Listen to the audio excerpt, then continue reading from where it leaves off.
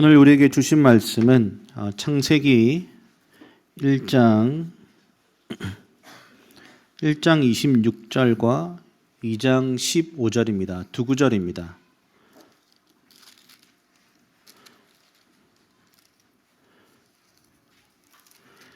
(1장 26절) 2장 15절을 연이어서 같이 우리 읽도록 하겠습니다. 시작.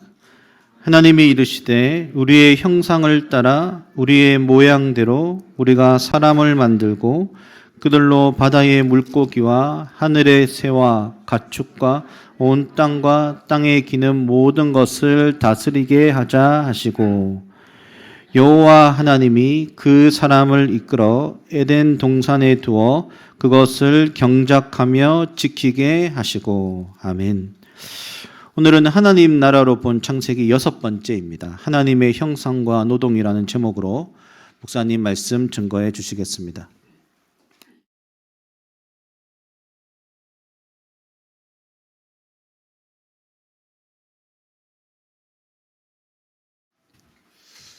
여러분 한 주간 동안 잘 지내셨습니까? 네. 그 같은 가족이지만 특별히 좀 생각나고 보고 싶을 때가 있잖아요. 제가 좀 그랬습니다. 이번 주간에는 제가 여러분 좀 많이 보고 싶었습니다. 또 지금 영상으로 예배를 드리고 계시는 우리 지체들, 또 동일한 하나님의 은혜가 있기를 원하고, 또 다음 주에는 함께 이곳에서 얼굴을 볼 수 있으면 좋겠습니다. 나중에 예배 후에 제가 개인적으로 가서 말씀드릴 건데, 여기 계신 분 중에 한 분은 어젯밤 제 꿈에도 나타나셨습니다. 아주 귀한 교제를 꿈에 나눴는데 반가웠습니다. 오늘 또 그분이 오셔서 더 반가웠습니다. 참고로 형제입니다. 제가 기도하고 말씀 전하겠습니다. 사랑의 주님, 감사합니다. 우리 사랑하는 지체들이 한 주간 동안 각자의 삶의 자리에서 최선을 다하 살다가 또 주님 앞에 나와 예배합니다. 주님, 오늘 특별히 우리가 말씀으로 또 주님의 음성을 듣고 또 예배하기를 소망하오니 성경을 쓰신 성령께서 친히 말씀하셔서 우리가 삶의 지표로 삼게 하시고 살아가게 하시옵소서. 예수님 이름으로 기도합니다. 아멘. 자, 여러분, 오늘 설교 제목 한번 같이 읽어볼까요? 시작. 하나님의 형상과 노동. 그러면 제가 뭐에 대해서 설교할 것 같습니까? 그리고 맞추시는 분 선물을 드릴까요? 하나님의 형상에 대해서 얘기하고, 그다음에 노동에 관해서 그렇게 제가 얘기하겠습니다. 여러분, 창세기 1장, 2장은요, 에덴을 창조하시고 그 다음에 아담을 창조하신 이야기가 나옵니다. 여러분, 그런데 이제 우리가 인간을 창조한다라고 생각할 때에 강조점이 두 가지입니다.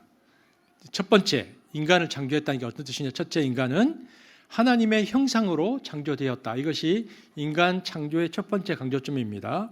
1장 26절 다시 한번 읽어볼까요? 시작. 하나님이 이르시되 우리의 형상을 따라 우리의 모양대로 우리가 사람을 만들고 그들로 바다의 물고기와 하늘의 새와 가축과 온 땅과 땅에 기는 모든 것을 다스리게 하자 하시고. 자, 그러면은 하나님의 형상을 따라 또 우리의 모양대로, 자, 우리가 하나님을 닮았다는 건데요. 제가 시간을 한 30초 드리겠습니다. 옆 사람과 한번 얘기 나눠보십시오. 우리가 하나님을 닮았다는 것이 무슨 뜻일까요? 그냥 좋습니다. 우리가 하나님을 닮았다라고 할 때 무슨 뜻으로 쓰인 것일까요? 최소한 옆 사람을 한번 보기라도 한번 해주시죠. 무슨 뜻일 것 같습니까? 하나님을 닮았다.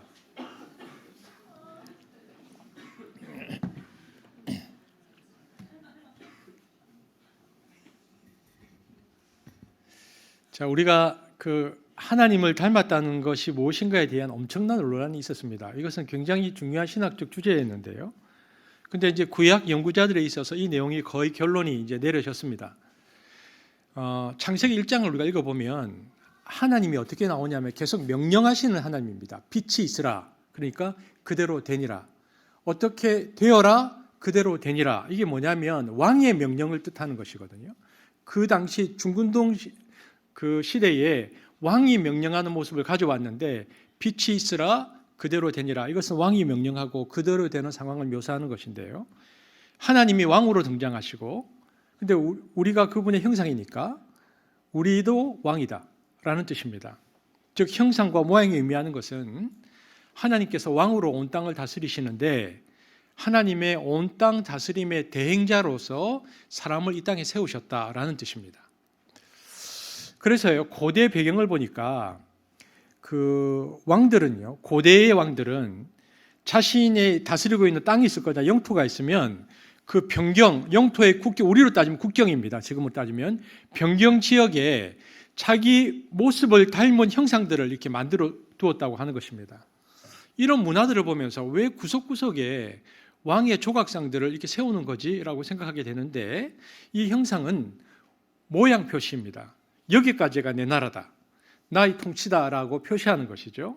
그래서 고대 중근동 지방의 사람들에게 창세기 1장 26절에 하나님의 형상대로라는 의미는요, 그들에게 있어서는 너무나 익숙한 문화로 받아들여졌습니다. 왜냐하면 그것은 당대의 의미가 뭐냐면 사람들이 살고 있는 온 땅은 하나님의 영역이라는 뜻입니다. 왜냐하면 고대 중근동 나라들이 만들었던 형상들은 그냥 조각상이니까 못 움직이잖아요.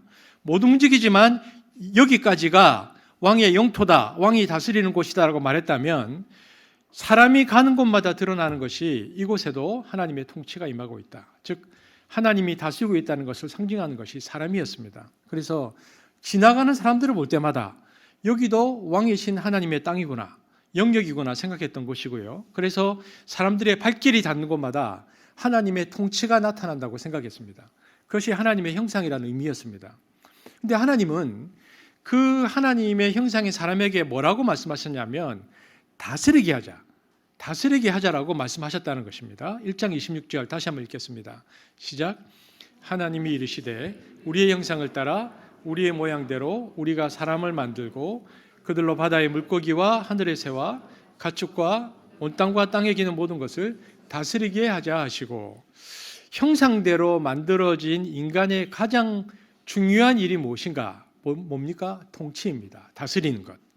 그러므로 여러분, 하나님의 형상이라는 것의 가장 기본적인 의미는 하나님이 참된 왕으로 온 세상을 다스리시는데 우리들은 하나님이 왕이시라는 것을 보여주는 증거이기도 하고 동시에 우리에게 다스리라고 명령하셨으니까 우리를 통해서 온 땅을 다스리시는 하나님의 통치가 드러나게 하는 존재, 이것이 하나님의 통치의 대행자로서의 사람, 하나님의 형상에 대한 학자들의 합의된 의미입니다.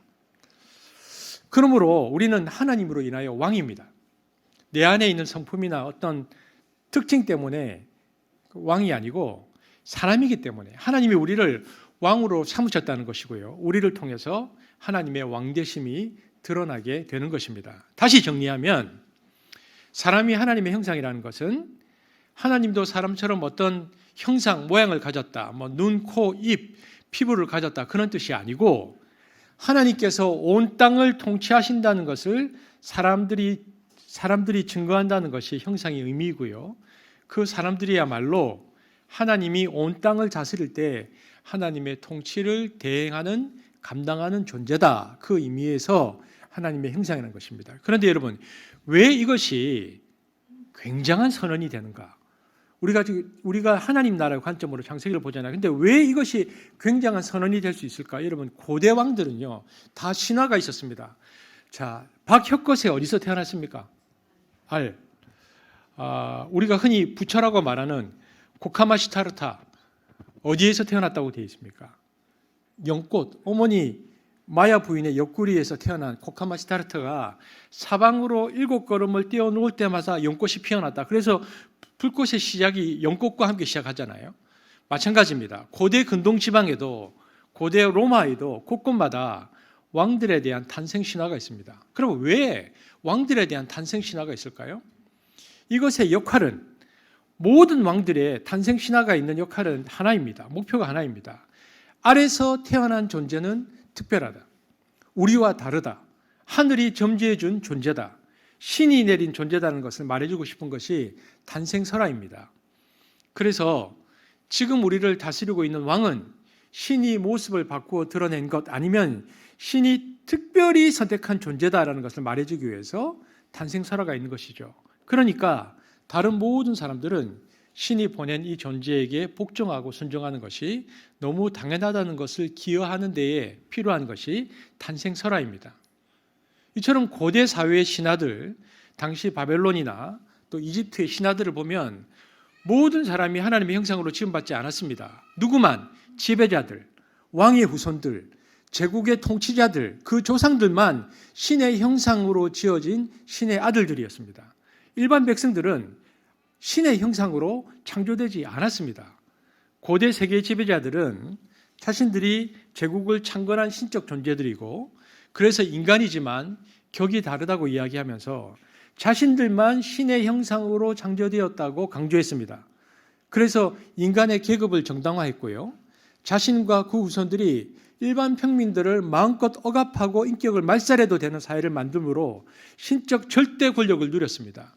그것을 위해서 필요한 것들이 설화였죠. 그런데 그것이 너무나 만연한 시대에 성경은 그것을 거꾸로 뒤집어 엎어버리는 것입니다. 성경은 모든 사람이 하나님의 형상으로 창조되었다라고 선언하는 것입니다. 창세기 1장 28절 제가 읽겠습니다. 하나님이 이르시되 우리의 형상을 따라 우리의 모양대로 우리가 사람을 만들고, 우리가 뭘 만들고? 우리가 왕들을 만들고라고 하지 않았습니다.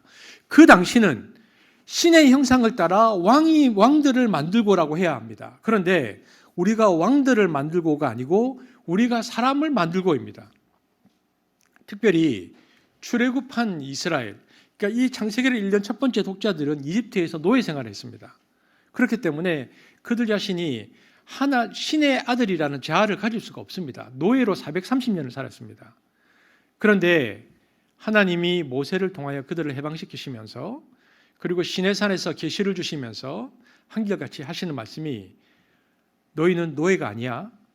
모든 사람은 하나님의 형상으로 만들어졌어라고 이야기하시는 것입니다. 그러므로 고대 세계에서 가장 장엄한 인간의 존엄성 선언이 창세기 1장입니다. 그래서 애굽에서 강제 노동에 시달리면서 스스로 신의 아들이라고 선언하는 그 당시에 이집트 왕 파라오와 이집트 지도자들 밑에서 인간 대접을 못 받던 이스라엘에게 하나님의 형상으로 창조된 아담 창조 이야기는 굉장히 충격적이고 놀라운 이야기입니다.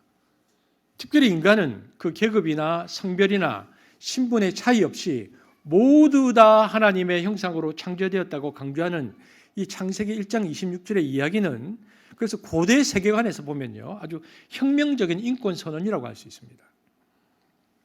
여러분 프랑스에서 왕정이 가장 전성기일 때가 루이 14세를 기준으로 삼는데요. 루이 14세가 1638년도 사람이니까 유명한 이야기가 있죠. 루이 14세 뭐라고 말했습니까? 유명한 이야기? 짐이 곧 뭐다? 국가다. 자기 자신이 국가다라고 하는 이런 식의 사고방식을 우리가 뭐라고 배웠습니까? 우리 역사 선생님들한테 뭐라고 배웠죠? 왕권, 신수설. 왕권은 신으로부터 주어진 것이다. 왕은 신이 점지해 준 것이다.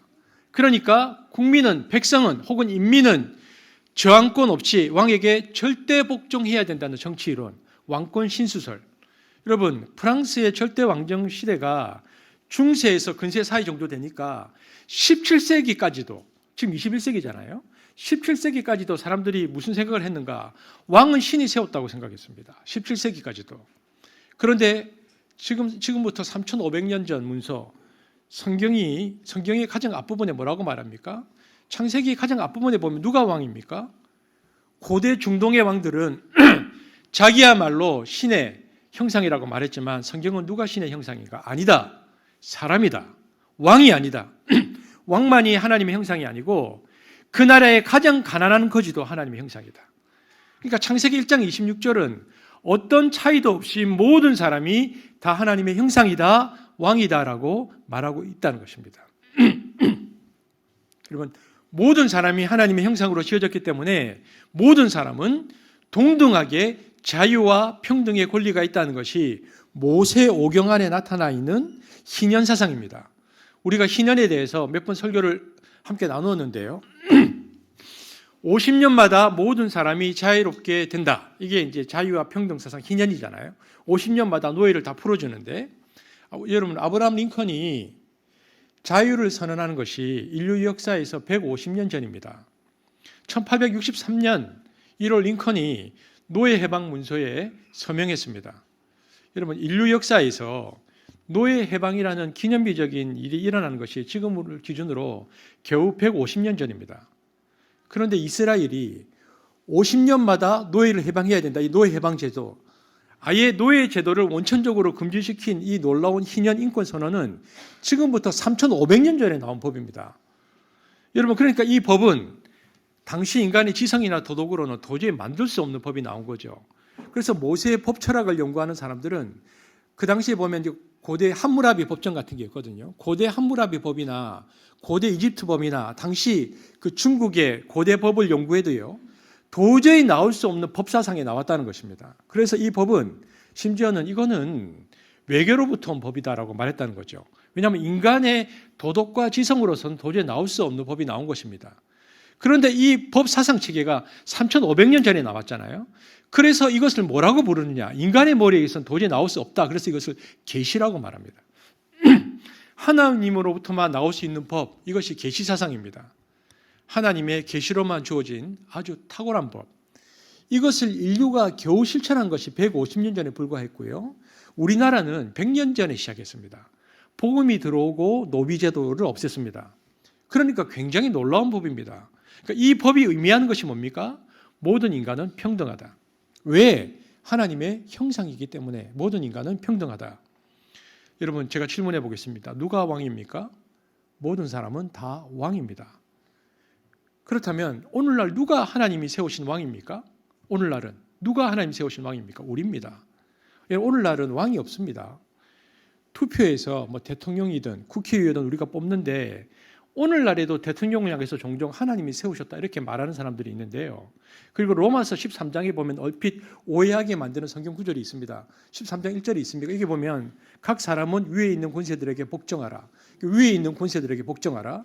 권세는 하나님으로부터 나지 않음이 없나니 모든 권세는 다 하나님께서 정하신 바라. 이렇게 얘기해서 마치 그 루이 14세가 말했던 그 왕권 신수설과 비슷하게 하나님께서 하나님으로부터 권세가 주어졌고 그래서 그 권세자들에게 복종하라. 이것이 마치 어떤 특정인이 어떤 특정 기관이 혹은 어떤 특정 사람이 왕인 것처럼 이야기하지만 모든 사람이 그러니까 인간 세상에서는 그 사람을 노예라고 부르든 하층민이라고 부르든 천한 것이라고 부르든 말든 구약 성경은 처음부터 그것이 아니고 모든 사람이 하나님의 형상대로 지음받은 왕적인 존재다라고 말하는 것입니다.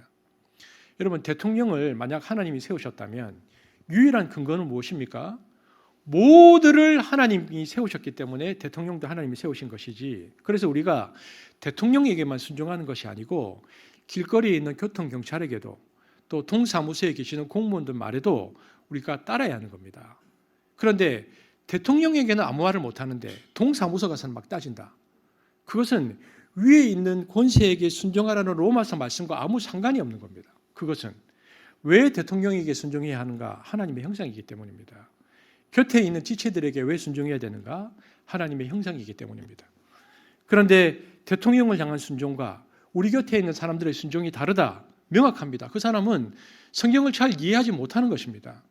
위정자들 앞에서는 말 한마디 못하는데 그 위정자들이 나라를 잘 다스리든 그렇지 않든 말 한마디 못하는데 그래서 사람들이 고통에 처하게 되든 말든 아무 소리도 못하는데 곁에 있는 사람들 혹은 동사무소에 가서 막 따진다. 바른 신앙적 태도가 아니라는 것입니다. 여러분 대통령을 하나님이 세운 것이면 길거리의 교통순경도 하나님이 세우신 것이고 주민센터의 그 공무원들도 하나님이 세운 것이고 우리 안에 리더들도 하나님이 세우신 것일 것이고 그렇다면 그것에 차별이 있어서는 안 된다는 것입니다.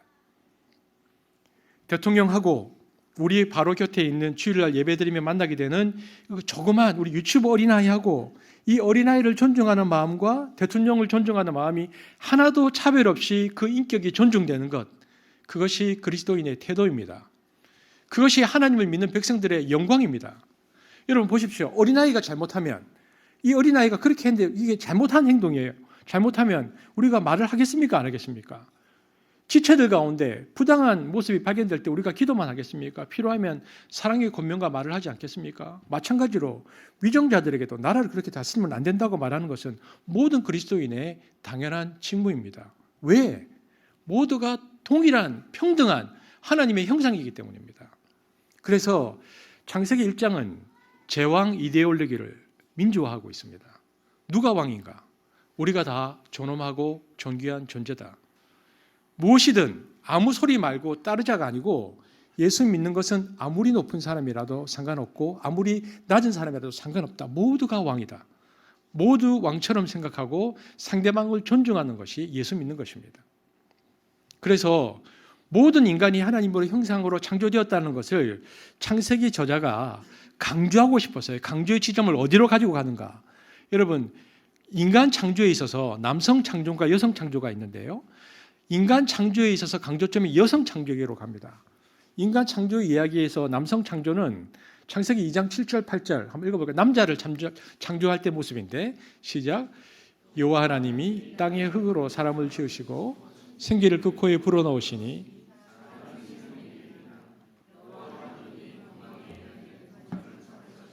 그 지으신 사람을 거기 두니라. 여러분, 남성 창조는요, 성경에 딱 2절입니다. 2절 나옵니다. 그런데 오늘 읽지는 않겠습니다. 여성 창조는 2장 18절부터 25절까지 7절로 되어 있습니다. 여러분, 남자는 2절, 여자는 7절. 누가 중요할까요? 인간 창조 이야기 중에 가장 중요한 이야기의 중심을 어디로 끌고 가느냐면 인간을 하나님의 형상으로 만들었다고 해놓고는 남자는 2절, 여자는 7절, 여자의 창조로 끌고 갑니다. 그러면 여성 창조에 있다. 인간 창조의 중요성은 왜일까요? 그 당시에 여성은 가장 연약한 존재였거든요. 가장 연약한 혹은 존재 취급조차 없었던 여성 창조를 창조의 클라이막스에 놓으면서 모든 인간은 그만큼 평등한 것이다. 모든 인간은 그만큼 하나님의 형상으로 지음받은 것이다 라고 말하는 것입니다. 인간의 평등을 부정하고 노예를 정당시하고 힘이 강한 자가 약한 자를 짓밟는 것을 당연시하던 당시 고대 제국의 통치 이데올로기를 이것이 신화적 형태로 작동하고 있던 제국의 강자 중심의 갑 중심의 이데올로기를 하나님께서 완전히 깨버리시는 것입니다. 아니다. 그건 틀린 것이다. 노예도 하나님의 형상이다. 여자도 하나님의 형상이다. 아이도 하나님의 형상이다. 장애인도 하나님의 형상이다. 그래서 인간의 존엄성을 창세기에 선언하고 있는 것입니다. 그러니까 고대 세계의 인간관과는 완전히 다른 개념입니다. 인간의 존엄성 선언, 인권 선언이 창세기 1장에서 장엄하게 다루어집니다. 이처럼 우리가 인간 창조를 생각할 때에 첫 번째 강조점이 어디에 있느냐? 하나님의 형상으로 창조되었다는 것입니다. 여러분, 여기 있는 한숲의 가치 중에 뭐가 맞을까요? 존중입니다. 우리가 오늘도 이제 그런 기도도 나왔는데요. 그 복에 대한 갈망이 있어요. 성경에 복에 대한 약속이 있거든요. 근데 인간에게 원래 주신 복이 무엇인지 자꾸 흐릿하면요, 자꾸 엉뚱한 복을 갈망하게 됩니다. 여러분, 최초의 하나님께서 사람에게 주신 원래 복은 뭘까요? 그러니까 이런 용어는 없습니다. 근데 원제만큼 원복, 원래 인간에게 주신 원래의 복은 뭘까요? 최초의 복의 핵심은 우리가 하나님의 형상과 모양대로 지음받았다. 우리가 하나님의 형상이다. 이것이 최초의 복입니다. 이게 오리지널 블레싱입니다. 그러니까 우리가 우리 교회의 가치 중에 존중이 있는데요. 우리가 누군가를 존중해야 한다는 것은 왜냐? 모두가 하나님의 형상이기 때문이다. 그렇기 때문에 우리는 존중해야 하는 것입니다. 이것이 인간 창조의 첫 번째 강조점입니다. 모든 사람은 하나님의 형상으로 존중받아야 된다. 평등한 존재다라는 것입니다. 두 번째, 자, 질문해 보겠습니다. 인간 창조의 두 번째 강조점은 어디에 있을까요? 오늘 설교 제목과 관련이 있는데 오늘 설교 제목이 뭐였죠? 혹시 잊어버렸습니까? 하나님의 형상과 노동이며 뭘까요? 노동관입니다. 여러분, 인간을 왜 만드셨는가? 에덴 동산을 창설하시고 뭐 하려고? 자, 창세기 2장 15절에 보면 왜 인간을 만드셨는지 시작. 여호와 하나님이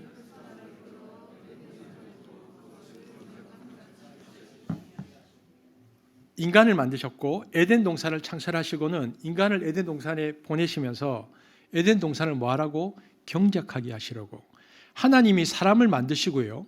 사람에게 뭐라고 하라고 한 유일한 구절입니다. 사람을 만들고 이거 해라. 뭡니까? 경작하라. 경작하라라고 번역된 동사가 이 히브리 말의 가장 기본적인 의미가 뭐냐면 오늘날로 말하면 일하다, 노동하다 이 뜻입니다. 너 노동해라. 그러므로 하나님이 사람을 만드셔서 그들에게 실제로 시킨 일이 무엇인가? 노동이었습니다. 일. 하나님은 사람을 일하는 존재로 만드셨습니다. 여러분, 인간의 창조 목적은요, 노동입니다. 하나님은 일하는 존재로 우리를 만드셨어요. 그래서 노동은 여러분 신성한 것입니다. 하나님으로부터 온 겁니다. 하나님께서 하나님의 형상을 만들어 놓고는 인간에게 가장 먼저 시키신 것이 너 일해라. 그래서 인간이 노동에서 소외된다. 인간이 노동 현장을 잃어버린다는 것은요, 굉장한 인간 소외이고 존재 목적을 상실하는 것입니다. 그렇다면 여러분, 우리가 지금 창세기에 이제 그 고대 세계관과 자꾸 비교하고 있는데 고대 세계의 노동관은 어땠을까요? 지금부터 3,500년 전에 사람들이 생각했던 노동관. 여러분, 신의 아들들, 아까처럼 제국을 통치했던 신의 아들들은 노동을 하지 않습니다. 노동은 누가 했느냐? 노예들이나 하는 것입니다. 그래서 노동을 신의 행위로 인정하지 않았습니다. 고대 중군동 전설이나 신화를 보면요, 이런 게 많아요. 성경만 있는 거 아닙니다. 신이 사람을 흙으로 빚었다라는 그런 그 고대 설화들이 많아요. 그리고 이런 것도 있어요. 비를 왕창 내려서 배를 만들고 피하고 이런 홍수 설화가 고대 중군동에는 성경에만 있는 게 아니고 굉장히 많습니다. 그런데 성경을 포함해서 이제 비교해서 읽어보면요, 그 당시에 고대에 있었던 수많은 설화들의 특징이 있는데요, 신도 서열이 있어요. 고대 중군동의 위치가 어디냐면 유프라테스 티그리스 강이잖아요. 그러니까 신들이 서열이 있는데 고대 이제 중군동 설화를 보면 가장 밑바닥에 있는 신들이 하는 일이 뭐냐면 강바닥 퍼내기 하는 일을 합니다. 가장 밑에 있는 신들이. 왜냐하면 침전물이 많이 쌓이면은 유속이 나빠지고 강이 썩어져 가는 겁니다. 그러면 강이 흘러야 되잖아요. 그래서 강을 퍼서 위로 올리면 육지가 이제 비옥해지고 유속도 좋아지고, 그래서 작은 신들이 계속 퍼내는데 너무 힘든 겁니다. 그래서 그 작은 신들이 반란을 일으키죠. 그러니까 큰 신들이 이것들 봐라. 그럼 내려와서 진압하고요. 주동자 신을 죽여서 주동자 신의 피와 땅바닥의 흙을 주물럭거려서 만든 것이 사람이다. 이게 중군동에 있는 사람의 창조사랍니다. 그래서 그 사람에게, 그렇게 만든 사람에게 땅바닥 퍼내기를 시키는 겁니다. 그랬더니 작은 신들이 행복해하고 위의 신들도 만족해하면서 모두 다 좋아하더라. 이것이 고대 근동의 잡신들의 신화입니다. 자, 여러분, 그러면 이 설화의 메시지를 보면요, 노동은 누가 하는 것입니까? 천한 것들이 하는 겁니다. 밑바닥들이 하는 거죠. 여러분, 우리말에도요, 뒤에 질자, 걸레질, 빨래질, 다듬이질, 질자 옛날에 다 집에서 종들이 했던 거거든요. 질자입니다. 그렇게. 왜냐하면 이게 낮춰서 하는 것이거든요. 그래서 어떻게 해서든 자기가 고대에 본 노동을 안 하게 되면 너무 행복한 것이고, 자기보다 밑에 사람이 생기면 그 사람이 노동을 하고, 한 칸이라도 올라가면 노동을 안 하는 겁니다. 이것이 고대 근동의 사고방식입니다. 하지만 창세기를 보면요, 놀라운 일이 발생합니다. 하나님이 일하십니다. 신인데. 이런 신이 처음 나왔습니다. 하나님은 계속하여 일하시는 신입니다. 창조행입니다. 하나님께서 6일 동안 일하셨다. 그리고 7일에 안식하셨다. 여러분, 그 당시의 신 개념으로는 이해가 안 되는 겁니다. 신이 일을 해? 6일 동안 하나님이 일하시고 쉬셨죠. 처음으로 노동하는 신 개념이 나오는 것입니다. 다른 신과 달리 그래서 하나님만이 노동하는 신입니다. 엿새를 일하고 하루는 안식하는 신, 하나님. 그러므로 우리도 하나님 아버지를 따라서 세상을 바로 경영하려면 뭐 해야 됩니까? 노동해야 합니다. 하나님이 사람을 하나님의 형상으로 지으셨기 때문입니다. 형상에 여러 의미가 있지만 하나님이 사람을 왕으로 세우셨다는 것인데, 왕으로 세워진 사람들의 사명이 무엇입니까? 하나님 대신 다스리는 거잖아요. 그러면 실제로 하나님 대신 통치는 무엇으로 구체화되고 실현화돼야 되는가? 창세기 2장 15절에 보니까 뭐였습니까? 노동하는 것이다. 그러니까 하나님이 사람에게 맡기신 내가 왕이다는 것이 무엇으로 드러나야 되는가? 노동을 통해서 드러나야 한다는 것입니다. 여러분, 주일날도 이렇게 일 이렇게 얘기하면요, 지긋지긋하게 느끼시는 분이 있을 겁니다. 일 얘기하면. 왜냐하면 하도 일을 많이 해가지고 이렇게 손가락이 휘어진 농부들이나 목수의 손을 보면은 되게 안쓰럽죠. 먹고 살려고 어쩔 수 없이 일한다는 분들이 굉장히 많습니다. 여러분, 일에서 해방되고 느긋하고 풍요로운 생활을 누리고 싶은 인간의 염원을 누가 탓할 수 있겠습니까? 오늘도 우리가 지금 예배드리지만 우리 형제들도 얼마 전에 얘기했잖아요. 지금 이제 우리 50대로 올라가는 형제들 정말 아침에 일어나서 출근하기 싫잖아요. 정말 일하기 싫잖아요. 그런데 여러분, 본래 일은요, 저주가 아니고 원래의 오리지널 일은 복입니다. 에덴 동산에서 일하라고 요청받은 것은 사람밖에 없습니다. 그것은 왜냐하면 힘겨운 노동이 아니고요. 그것은 하나님의 창조에 동참하는 일이었습니다.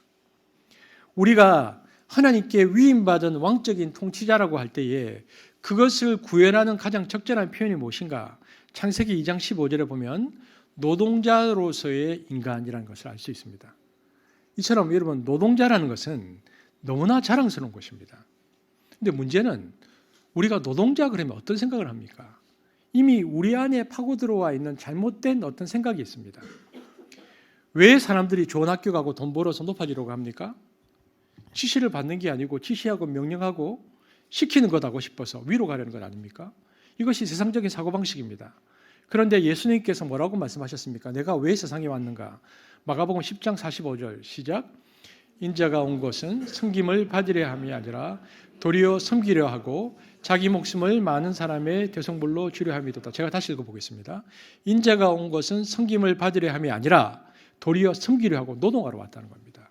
내가 위에서 지시하러 온 게 아니고 내가 노동하러 왔다. 어떤 노동? 자기 목숨을 많은 사람의 대성물로 내가 내어주기 위해서 왔다라고 예수님께서 말씀하셨습니다.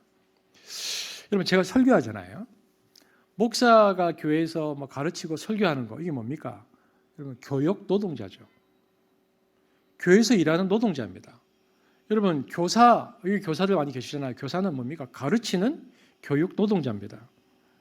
현장에서 육체 노동을 하시는 분들과 비교할 수 없지만 그만큼의 노동입니다. 이것도. 우리 아이들도 그래서 이 땅에 자랑스러운 노동자로 살아야 합니다. 노동은 공부 못하는 사람들이 하는 게 아니고 우리 옛날에 그런 말 얘기하잖아요. 길거리에 누가 막노동하고 지나가는 보면 옛날 부모님이 그럴 때 손잡고 하다가 야, 봤지 저 공부 못하면 저렇게 된다. 저런 일을 하게 된다. 그게 아니고 노동은 공부 못하는 사람들이 하는 것이 아니고 하나님의 형상의 내용입니다. 그렇다면 내가 예수를 믿는다 라는 것은 무엇으로 드러나야 됩니까? 말로 하는 고백이 실제로 드러나는 것이 뭡니까? 노동에 대한 나의 견해입니다. 내가 노동을 어떻게 생각하는가? 노동을 천한 것들이나 하는 것이라고 생각한다면, 현장 노동자들이라 하는 것이라고 생각한다면 우리가 무엇을 하든지 아직 우리는 중군동의 신화나 설화 수준에 머물러 있는 것입니다. 예수 그리스도라는 이름을 가진 신화를 믿는 것입니다. 노동에 대해서 그렇게 생각한 신은 중군동이 허다했고요. 인류의 역사 안에 그런 신의 잡신들은 전부 사라졌습니다. 여러분, 인간의 인간과 노동의 관계를 가장 깊게 들여다본 근대 학자는 당연히 칼 막스입니다. 16세기에 1517년에 종교개혁이 일어나서 16세기에 종교개혁이 일어나고 난 다음에 200년 지나니까요. 어떤 일이 발생했냐면 원래는 이제 귀족이 있었는데 귀족이 사라진 자리에 누가 들어왔는가? 대신 그 자리를 초기 자본가들이 그 자리를 대신 차지했습니다. 그러니까 왕과 귀족들 대신에 돈 있는 사람이 200년쯤 지나니까 다시 그 자리를 차지하고 있더라는 겁니다. 이것을 처음에는 시민계급이라 불렀고요. 나중에 공산주의 혁명 때는 부르주아라고 불렀습니다. 여러분, 초기 자본주의가 자리 잡던 시기, 그러니까 종교개혁이 일어나고 난 다음에 200년 뒤 18세기에서 19세기쯤 되면요. 어떤 일이 났습니까? 영국에서 시작된 기술의 혁신과 새로운 제조공정의 전환으로 산업혁명이 일어납니다. 그래서 노동자들이 시골에서 도시로 올라와서 노동자들이 됩니다. 왜냐하면 시골에서는 먹고 살 수가 없었거든요. 그때 어린아이부터 노인까지 24시간 동안 공장에서 일하면서 처참하게 살았습니다. 노동법 같은 거 아예 없었습니다. 여러분, 찰스 디킨즈의 그 두 도시 이야기 보면 이게 로마 파리를 이렇게 비교해 놓잖아요. 그걸 보면 그 당시의 상황이 어떻는지를 아주 정확하게 드러나고 있습니다. 그런데 이때 기독교는 어느 자리에 서 있었는가? 자본가들의 기독교가 되어 있었습니다. 그래서 기독교가 16세기에서는 개혁이었는데 18세기 와서는 가진 자들의 종교로 바뀌었습니다. 교회가 종교개혁이 일어나고 18세기까지는 그래도 중간 계층의 시민 세력과 함께 종교개혁을 이루어냈는데 18세기에 딱 들어와서는 계속 아래로 내려갔으면 좋았을 텐데 그러지 못했습니다. 부르주아 종교가 되었죠. 그래서 프랑스 혁명인 무신론 혁명이 일어나고 19세기에 러시아 무신론 혁명이 일어나서 종교를 다 몰아냅니다. 그래서 유럽이 무신론화되고 그리고 러시아 종교를 다 몰아내고 러시아가 이제 신을 믿지 않게 되죠. 그래서 영국이 산업혁명의 피치를 올리고 있던 그 시대에 마르크스가 본 노동의 현실은 고대 제국의 노예들이 감당했던 상태와 별로 다르지 않았다는 것입니다.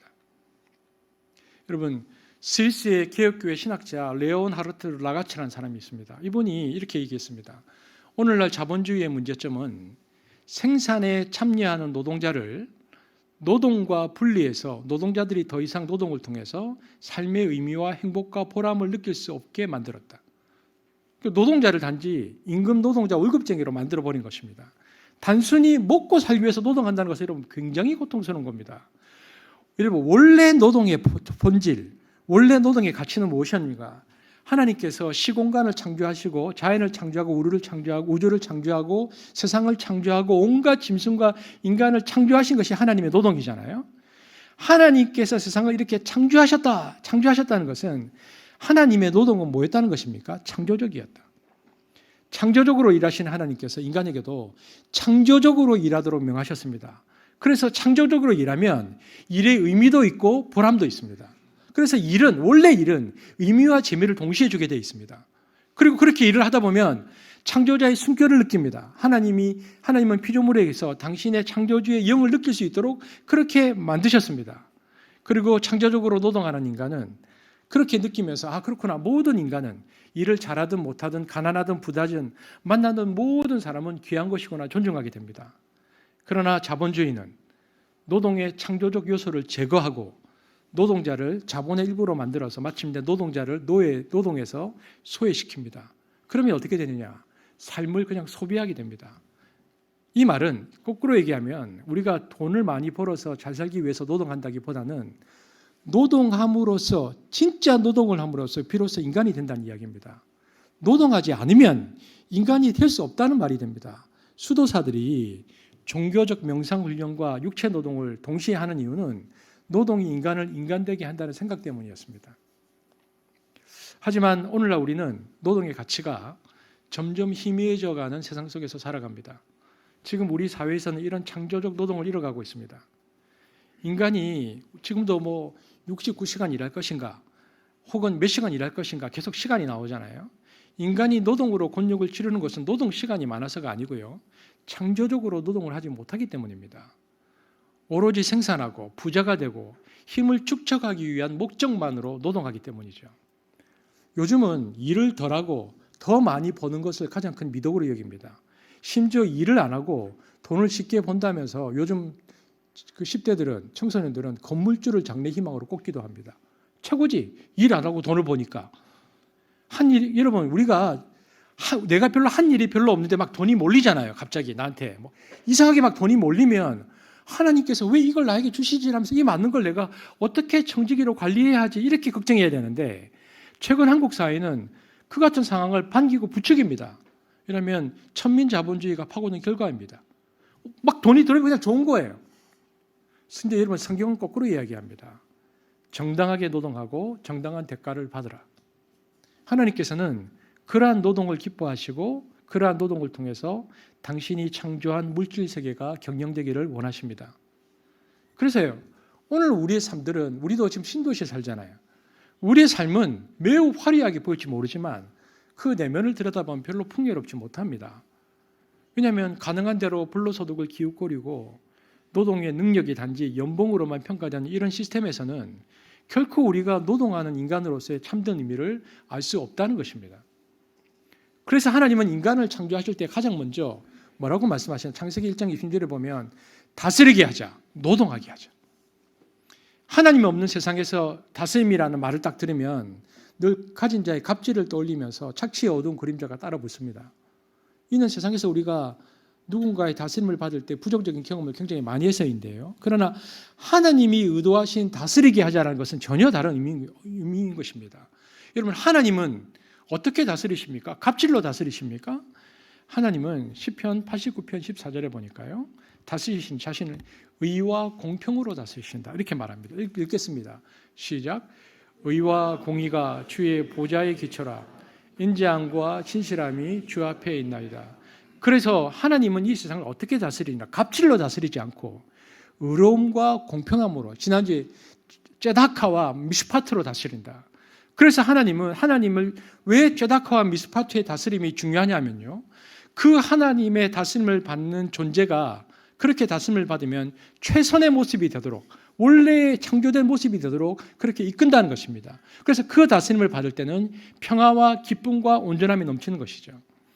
인간이 이렇게 하나님의 방식인 의와 공평으로 세상을 다스리라고 하나님의 형상으로 지음받았습니다. 하나님이 원래 의도하신 대로 세상을 가꾸어서 그 안에 담긴 가치를 발현시켜서 공공의 이익을 증진시키는 것이 세상 경영의 핵심입니다. 그래서 구약 성경은 너희들이 하나님께서 다스리는 것처럼 너희들도 의와 공평으로 다스려야 한다고 강조하고, 그런데 이 세상은 그 다스림을 거절하잖아요. 세상의 잔인성과 폭로함을 끊임없이 폭로하면서 끊임없이 정의를 강조합니다. 아모스서 5장 24절 이렇게 얘기합니다. 시작. 오직 정의를 물같이 공의를 마르지 아니한 강같이 흐르게 할지어다. 이 사상을 이어받은 야고보 사도는 사회에서 이 정의를 시행하는 것이 얼마나 중요한지를 이렇게 강조합니다. 야고보서 4장 17절 시작. 사람이 선을 행할 줄 알고도 행하지 아니하면 죄니라. 그러므로 우리는 삶의 구체적 영역, 그러니까 곧 일과 직업, 일터와 삼터에서 만나는 사람들, 소외된 사람들, 불의한 사회 구조나 제도, 더 나아가서 세계적 불의와 잔인함 가운데서 정의를 이루는 것이 과연 무엇인가를 고민해야 한다는 것입니다. 하나님의 세상 경영에 참여하는 그리스도인이 품어야 할 가치는 그래서 어쩌면 사랑보다는 정의입니다. 정의가 세워지지 않는 상태에서 사랑은 아무 의미가 없습니다. 하나님의 사랑은요, 개인을 향해서는 용서와 긍휼의 형태로 나타나지만 사회를 향해서는 정의로 나타나는 것을 우리가 명심해야 됩니다. 정의로워야 가난한 사람들이 하나님의 사랑을 느낄 거잖아요. 정의로워야 불의한 일을 당하는 사람이 하나님의 사랑을 느낄 거잖아요. 그래서 정의는 사랑의 사회적 표현이다라는 기독교 윤리의 대명제를 우리가 기억할 필요가 있습니다. 그러므로 의와 공평이 이루어지는 세상이 되기 위해서는요, 어떻게 됩니까? 제도의 구조와 변화라는 현실과 함께 가야 됩니다. 즉 노동은 사회적 관점으로 접근해야 한다는 것입니다. 여러분, 이렇게 생각하는 사람들이 많습니다. 노동자들이 된 것은 그들이 게으르기 때문이다. 그들이 열심히 안 했기 때문이다. 열심히 살지 않았기 때문이다. 기회는 얼마든지 있었다. 그들에게. 여러분, 맞는 말입니까? 요즘 대리기사들 많잖아요.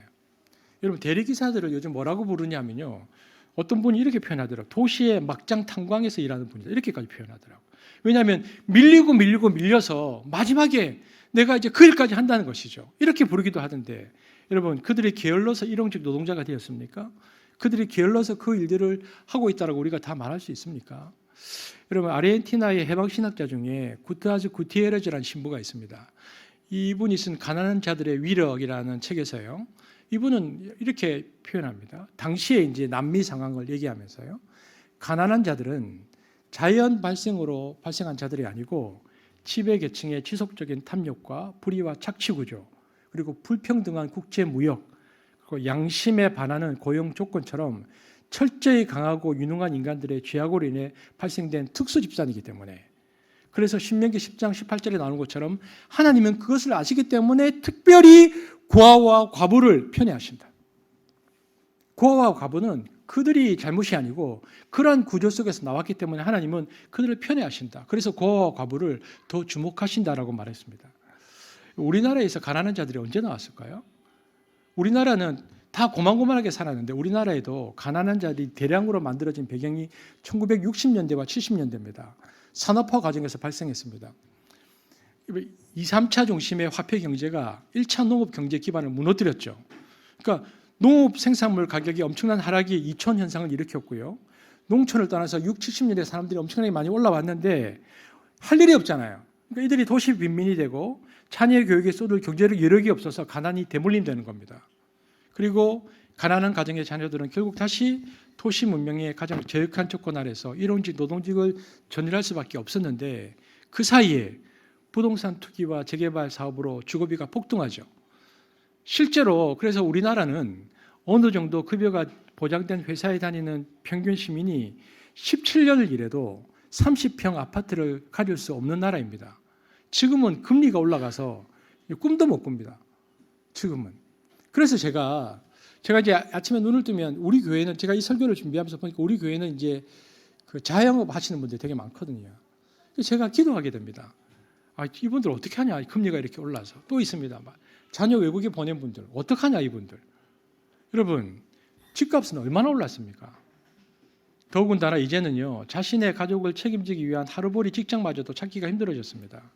설령 직장이 있다고 해도요 그곳에 일하는 일용직 노동자들이 하루벌이로는 감당할 수 없는 높은 생활비가 다시 가난한 자들을 양산해냅니다. 따라서 여러분 가난자들의 존재는 물론 개인적으로 가난하고 나태한 자들이 있죠. 그러나 대부분 가난한 자들의 존재는 그들의 게으름이나 나태함이 아니고 그 자체가 공동체나 나라 전체의 도덕적 타락의 반영물입니다.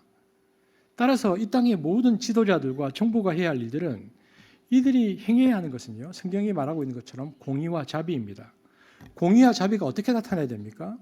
정의로운 복지를 통해서 하루벌이 살기가 어렵지만 노동의 신성함을 잊어버리지 않도록 해줘야 됩니다. 그래서 여러분 세금 정책, 복지 정책, 노동 정책을 우리가 잘 봐야 됩니다. 그냥 그것은 뭐 정치인들이 하는 것이다 생각하면 안 되고 세금 정책이 어떻게 되고 복지 정책이 어떻게 되고 노동 정책이 어떻게 되는가를 우리는 살펴볼 수 있어야 한다는 것입니다. 이처럼 삶의 현장에서 공의와 진리로 살아가는 것이 삶의 원칙이라면 삶의 방식은 뭐냐? 노동입니다. 창세기 2장 15절 다시 읽겠습니다. 시작. 여호와 하나님이 그 사람을 이끌어 에덴 동산에 두어 그것을 경작하며 지키게 하고. 여러분 제가 말씀드렸지만 노동은 그래서 신성한 것입니다. 초두에도 말씀드렸지만 인간이 노동에서 소외된다. 노동 현장을 잃어버린다는 것은 굉장한 인간 소외이고요. 존재 목적을 상실하는 것입니다. 인간이 존재 목적을 상실하면 어떻게 됩니까? 허무하게 됩니다. 여러분 돈이 없어서도 그렇지만요. 돈이 많아도 노동에서 소외됩니다. 여러분 저는 평생 한 번도 직장을 안 가져본 분 압니다. 지금 그분이 70대쯤 됐어요. 왜냐하면 이분이 건물주예요. 건물주. 그래서 제가 그분 교회 집사님이셨거든요. 제가 20대 전도사 때 또 벌써 30대 초반까지 있었는데 그분 막 다른 분 막 출근하는데 그 당시 막 자전거 타고 놀러 가고 그러시더라고요. 평생 한 번도 직장을 안 가지셨습니다. 여러분 돈이 많아도 노동에서 소외됩니다. 여러분 매일 논다 어떻습니까? 어떨 것 같아요? 놀다가 마지막에 어떻게 되는지 압니까? 허무해집니다. 처음에는 재미가 있는데 돈도 처음 쓸 때 재미가 있지 계속 쓰면 그리고 많이 쓸수록 재미가 없습니다. 그래서 나중에 돈 쓰는 것에는 재미가 없었어요. 나중에 어떻게 해야 재미를 느끼냐? 돈 놓고 돈 먹기로만 재미를 느낍니다. 그래서 보통 도박으로 빠집니다. 왜냐하면 돈 쓰는 건 일반적으로 돈 쓰는 게 재미가 없으니까 마지막 단계 도박으로만 재미를 느낍니다. 노동수의 인간의 허무한 현실을 보여줍니다. 여러분 인간은 일해야 됩니다. 왜냐하면 일하도록 창조했고 일하도록 하나님께서 각자에게 재능과 은사를 주셨습니다. 그래서 인간은 그 은사와 달란트를 가지고 일할 때 행복을 느끼게 돼 있어요. 허물을 극복합니다. 여러분 새는 하늘을 날 때 행복합니다. 새 보고 물속 세계에 와서 구경하라고 하면 죽습니다. 물고기는 물속에 있을 때 자기 본질에 맞고 자유롭고 행복합니다. 끌어올려서 세상 구경시키면요 말라 죽습니다. 인간은 하나님이 노동할 때 행복하도록 지으셨습니다. 그래서 돈을 많이 벌든 적게 벌든 자기에게 주어진 은사나 재능에 맞는 일을 할 때 행복하기 때문에 그것을 뭐라고 말하느냐? 그걸 콜링, 그걸 부르심이라고 말합니다. 그러니까 여러분 인간에게 직업은 단순히 먹고 살기 위한 수단이 아니고 존재 방식입니다. 하나님의 부르심입니다. 삶의 의미, 추구가 바로 거기에 있는 것입니다. 여기 지금 우리 조금 있으면 이제 오후에 우리 중고등부 예배 드리고 여기 10대 부모님들 많이 계시잖아요. 아이들에게 그 진로 진학 가르칠 때도요. 그 아이의 재능이 뭔가 은사를 보고 인도해 줘야 됩니다. 재능을 따라 삶을 살도록 유도해 줘야 됩니다. 그렇게 하지 않고 오늘날 물질에 대한 소유욕과 소비만으로 직장을 얻게 되면 불행해집니다. 한때 공부 잘하는 아이들이 온 부모가 강남까지 유학 보내서 다 법대 보냈습니다. 그러다가 법대가 시들해지고 막 변호사 자격증 시험이 생기고 로스쿨을 통해서 변호사들이 쏟아지면서 동네 부동산 같이 되니까 이번에는 다 의대로 보냅니다. 여러분 근데 그렇게 직업을 얻으면요 불행해집니다. 의사이든 판사이든 하나님이 나에게 부르신 몫이라는 인식이 분명한 사람이 그 부르심 속에서 그 일을 가서 할 때 행복한 겁니다. 본인이. 그리고 그 인식이 있는 사람이 그 일을 하면 할수록 기쁜 거죠. 노력해서 잘하는 것보다 기뻐서 잘하는 것이 훨씬 더 탁월합니다. 좋아서 하는 것은요 밤새 해도 안 피곤한 것입니다. 좋아서 하는 사람은 그래서 밤을 자지 않고 일하죠. 그래서 그 분야에 업적을 남기고 삶의 허물을 극복하는 보람된 삶을 사는 것입니다. 그런데 돈 찾아서 사는 직장을 구해주면요 불행해집니다. 자녀들을 그렇게 인도하면 아이들이 돈은 좀 벌지 몰라도요 삶이 허무해집니다. 여러분 그래서 의사하고도 판검사하고도 밤낮 술 마십니다. 왜? 허무하니까. 여러분 그런데 하나님의 부르심에 따라 하나님이 주신 달란트 그 몫을 따라 일할 때는 굉장한 기쁨이 있고 보람이 있습니다. 여러분 그렇게 살아야 됩니다. 근데 문제는 뭐냐? 쉽지가 않아요. 첫 번째, 왜 쉽지? 첫 번째, 자신의 재능이 뭔지를 찾는 게 쉽지 않고, 그리고 무엇보다도 그 직업군을 갖는 것도 쉽지 않지만 무엇보다도 그 직업군은 대체로 돈이 안 됩니다. 그러니까 자기가 잘하고 좋아하는 일을 하면서 돈도 벌 수 있다 거의 불가능합니다. 힘들죠. 여러분 그런 전도서에서 보면 전도자 솔로몬이 뭐라고 말하는가? 전도서 3장 23절 읽겠습니다. 시작. 그러므로 나는 사람이 자기 일에 즐거워하는 것보다 더 나은 것이 없음을 보았나니 이는 그것이 그의 몫이기 때문이라. 여러분 인생을 허물하고 모든 것을 다 가져본 솔로몬이 인생을 허물하고 규정하고 내가 허물을 극복하는 방법을 알았다. 나는 사람이 자기 일에 즐거워하는 것보다 더 나은 것이 없음을 보았다. 그것이 그의 몫이기 때문이다. 그가 자기가 하는 일을 찾고 그렇게 살면 허무가 극복된다고 말합니다. 여러분 돈 따라 트렌드 따라 직장 구하지 말고 내가 정말 해서 기쁘고 즐겁고 행복하고 보람 있는 그 일들을 하기 시작하면 그 일을 통해서 삶의 허무가 극복된다는 겁니다. 왜냐하면 일 자체가 인간의 인간됨을 증명하는 가장 중요한 본질이면서 하나님이 바로 그 일들을 통해서 세상을 더 풍요롭게 하는 것이니까 하나님의 다스림을 동참하게 되니까 내가 의미도 있고 재미도 있으니까 허무를 극복하게 되는 것입니다. 그런데 오늘날 우리 사회는 노동의 가치를 환산되는 돈으로만 평가하고 그리고 퇴근 이후가 진짜 삶이라는 생각을 해서 노동은 어떤 필요악 정도로 취급됩니다. 그런데 여러분 이런 흐름을 거슬러서 노동의 의미와 가치를 재발견하고 추구하는 것이야말로 이 시대의 그리스도인이 해야 할 일입니다. 여러분 이처럼 성경의 가르침을 따르려고 할 때 일하는 자세도 달라지고 주어진 시간과 자원을 허비하지 않고 성실하게 일하게 됩니다. 여러분 그 오스트레일리아의 철학자고 신학자인 이반 일리히가 있습니다. 그런데 이분이 그 시장의 상품 생산에 직접 참여하지 않고 또 임금이 지불되지 않는 노동이 있다. 이것을 섀도우 워크스라고 해서 그림자 노동이라고 말했는데요. 주로 이 섀도우 워크스를 누가 하는가? 가사와 양육을 전담하다시피 하는 전업주분들의 노동. 이게 재화로 돈으로 환산이 안 되는데 근데 이것이 굉장히 중요한 노동이라고 말했습니다. 사람들은 나무의 열매에 있는 눈길을 주지만 물과 양분을 찾아 땅속 어두운 곳으로 안간힘을 다하고 있는 뿌리의 수고에 대해서는 기억하지 않죠. 가정이나 공동체 혹은 한 사회의 성숙함이란 그 섀도우, 그림자 노동에 종사하는 이들의 소중함을 아는 것입니다. 제가 그래서 생각을 해봤습니다. 우리 교회 성도들을 한번 보니까 우리 교회는 의외로요. 맞벌이 부부가 정말 많아요. 한 7, 80% 넘는 것 같아요. 맞벌이로 일하시고 그리고 또 자영업자가 많아요. 구조가 좀 그래요. 그런데 여러분 맞벌이를 하시든 어떻게 하든 자매들에게 제가 말합니다. 여러분 결혼해서 지금까지 한 번도 야 정말 우리 가정 넉넉했다라고 생각한 적 있습니까? 별로 없잖아요. 언제나. 그런데 그 빠듯하고 어려운 가운데서도 지금까지 삶을 규모 있게 살아줄 자매들에게 감사를 드립니다. 남편들 대신해서. 여러분의 노동의 결과입니다. 제가 이번 주에 들었던 이야기 중에 제게 남아있는 게 뭐냐면 제가 우리 교회 한 자매하고 통화하면서 그 자매가 제게 그런 얘기를 해줬어요. 목사님 우리 남편은 정말 성실한 사람이에요. 최선을 다해요. 박수를 보냅니다. 가슴이 찡하더라고요. 여러분, 여기 계신 우리 형제들 제가 압니다. 얼마나 성실한 분인지, 여러분 얼마나 최선을 다해서 사는지 여러분에게도 박수를 보냅니다.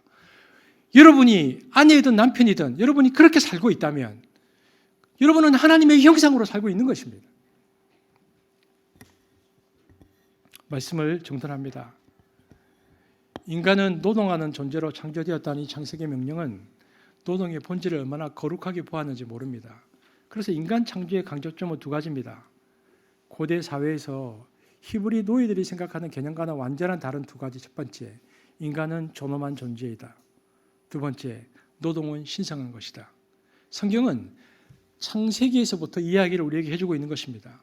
그래서 여러분, 모든 사람을 존귀히 여기며 노동의 소중함을 인식하되 자본으로 모든 것을 평가하는 세상에서 하나님 나라의 두 기둥, 공평과 정의를 구현하기 위해 노력하며 소외와 허무의 자리에 있는 이들에게 소망과 용기를 주는 그러한 한 숲이 되어지기를 주의 이름으로 축복합니다. 기도하겠습니다. 사랑의 주님, 하나님은 우리를 하나님의 형상으로 지으셨고 오늘도 일하도록 만드셨습니다. 오늘 우리에게 주어진 그 하루하루의 노동과 일은 얼마나 소중하고 귀한 일인지 모릅니다. 우리가 하나님의 형상으로 이 땅을 살아갈 때에 그 일의 소중함을 알게 하시고 또 공평과 정의가 이 땅 가운데 실현되는 시스템을 만들기 위해서 노력하게 하시고 또한 이 일들을 통하여 주위에 있는 모든 일들이 하나님 나라를 보고 또 그들도 그 혜택을 누리고 복을 받을 수 있도록 하나님 우리를 그렇게 사용하여 주옵소서. 특별히 지금도 노동의 현장에서 최선을 다하고 있는 우리 형제들 하나님께서 위로하시고 힘주시고 감당케 하시고 또 최선을 다해서 자녀의 양육과 그리고 살림을 살고 있는 그리고 또 다른 일에 종사하고 있는 우리 자매들 하나님 붙들어 주셔서 그 자리가 얼마나 소중한 자리인지 귀한 자리인지 자부심을 느끼게 하시고 특별히 우리 자녀들이 자신의 은사와 재능에 따라서 평생 하나님께서 기뻐하시는 그 일들을 할 수 있도록 의미와 재미와 보람을 느낄 수 있는 그 일들을 할 수 있도록 우리 자녀들을 이끌어 주옵소서. 감사를 드리며 예수님 이름으로 기도합니다. 아멘.